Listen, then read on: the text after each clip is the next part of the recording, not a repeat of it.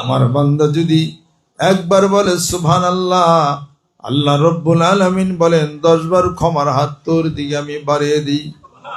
গভীর রজনীতে উঠে চোখের পানি ছেড়ে দিয়ে বান্দা যখন আল্লাহ আল্লাহ জিকির করে, আল্লাহ পাক বলেন বান্দারে আমার কুদরত এত গরিব হয়ে যায়, আমি আমার বান্দার সামনে হাজির হয়ে যাই।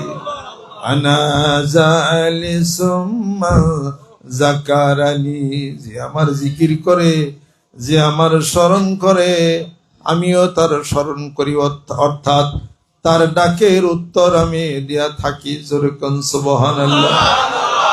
আমার বান্দা যদি মনে মনে আমাকে স্মরণ করে, আমার কুদরতি দিলে আমার বান্দাকে স্মরণ করি, আমার বান্দা কিছু মানুষ নিয়ে যদি একত্রিত হয়ে আমি আল্লাহর দরবারে যদি জিকির করে স্মরণ করে,